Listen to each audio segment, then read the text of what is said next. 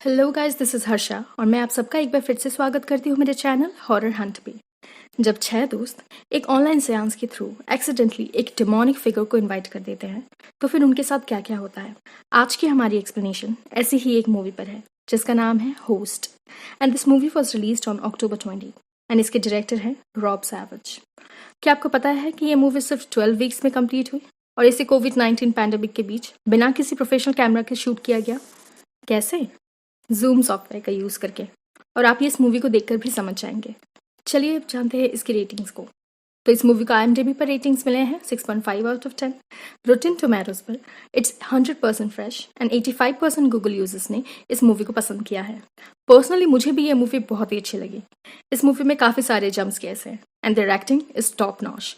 और अगर आप इस मूवी को देखना चाहते हैं तो आप इसे Amazon प्राइम पर देख सकते हैं, ये वहाँ अवेलेबल है। आई वुड सजेस्ट आप इसे ज़रूर देखें। So without any further ado let's hop into the explanation.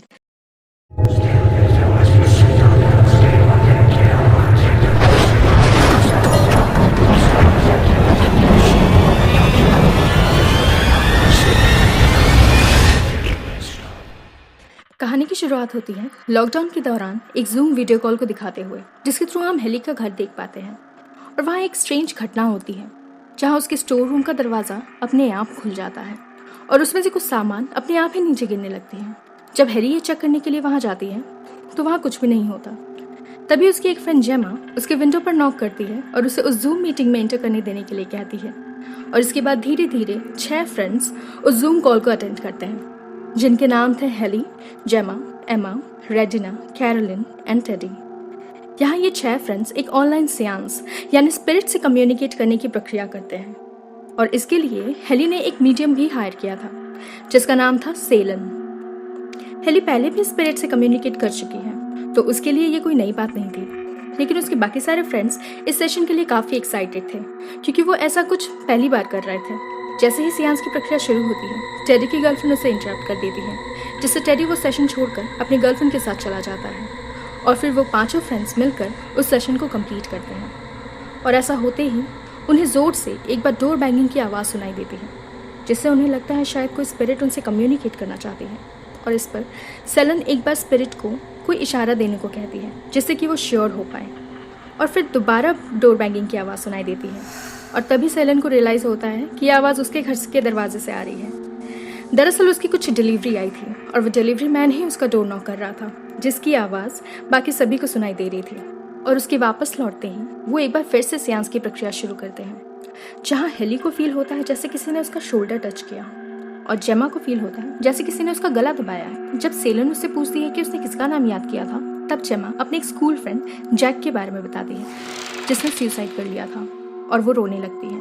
इतने में ही सेलन का कॉल डिस्कनेक्ट हो जाता है और तभी जेमा हंसने लगती है और उसके दोस्तों को पता चलता है कि वो मजाक कर रही थी। बाकी सारे दोस्त थोड़ा गुस्सा भी होते हैं जेमा पर क्योंकि उन्हें उसकी एक्टिंग सच लग रही थी।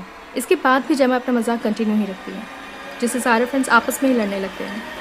और तभी एक अनसीन फोर्स हेली की चेयर को खींचकर पीछे ले जाती है, जिसे देखकर सब लोग शॉक्ड रह जाते हैं एंड हेली को वहाँ किसी का प्रेजेंस महसूस होता है और हेली उसे कम्युनिकेट करने की कोशिश करती है और उसे अपने कमरे के अंदर से कुछ आवाज़ सुनाई देती है। और जब वो अंदर देखने जाती है तो वहाँ कुछ भी नहीं होता। तभी अचानक से एक बार फिर से उन्हें कुछ आवाज़ सुनाई देती है, जो कि इस बार कैरोलिन के घर से आ रही थी।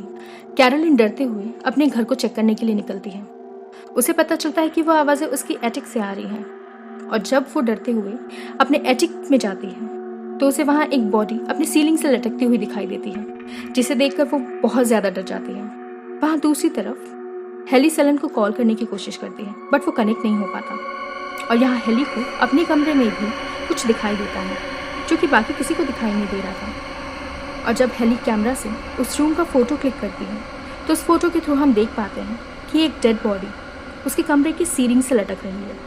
और तभी एमा के पास रखा ग्लास बाउल अपने आप ही फट जाता है, जिससे सब लोग फ्रीक आउट करने लगते हैं। और अब ये देखकर हेली फिर से सेलन को कॉल लगाती है और इस बार सेलन कॉल रिसीव कर लेती है और उसे बताती है कि उसका इंटरनेट इशू है, जिसकी वजह से वो सेशन कंप्लीट नहीं कर पाई। और उन लोगों से जैक के बारे में पूछती है कि उसने कुछ और साइंस दिए या नहीं। इस पर हेली उसे बताती है कि जैक की कहानी सच नहीं है, एमा ने झूठ बोला।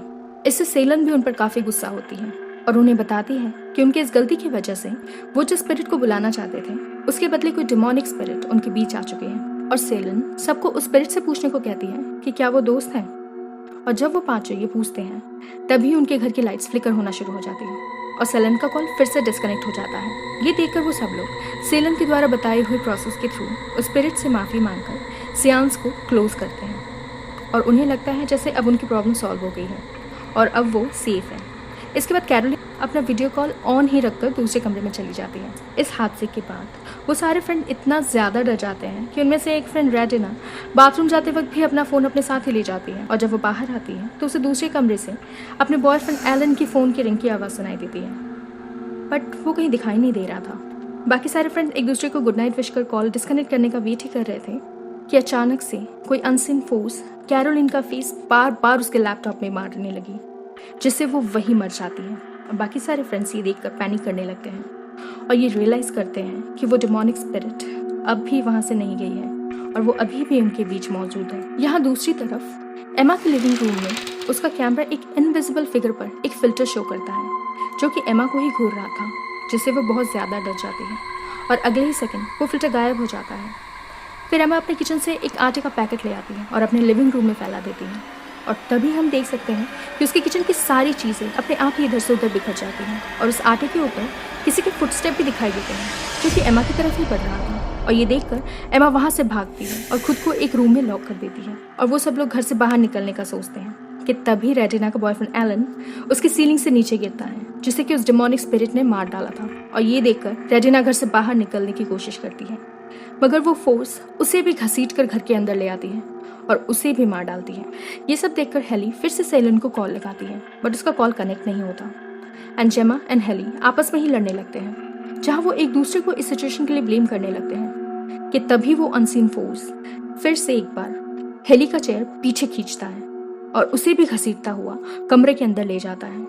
ये देखकर जेमा हेली को बचाने के लिए उसके घर के लिए निकल जाती है, जो कि उसके घर के पास ही रहती थी और अब उस कॉल पे सिर्फ एमा ही अकेली रह गई थी कि तभी टेडी फिर से उस मीटिंग को ज्वाइन करता है और उसी वक्त टेडी के घर की इलेक्ट्रिसिटी भी चली जाती है और उस अंधेरे में ही वो अपनी दादी की दी हुई एक म्यूजिकल बॉक्स को ढूंढने के लिए ऊपर जाता है, जहाँ उसे एक भयंकर घोंसली फिगर दिखाई देता है और ये देखकर वो डर से उस घर के बाहर भागता है अपनी स्विमिंग पूल की तरफ, जहाँ सारे टेबल एंड चेयर्स अपने आप ही गिर रहे थे और उसकी गर्लफ्रेंड जेनी को वो घोस्ट हवा में उठाकर उसकी नेक ट्विस्ट करके उसे मार डालता है और इसके बाद वो अपना शिकार बनाता है टेडी को और उसे भी बड़ी ही बेरहमी से जलाकर मार डालता है।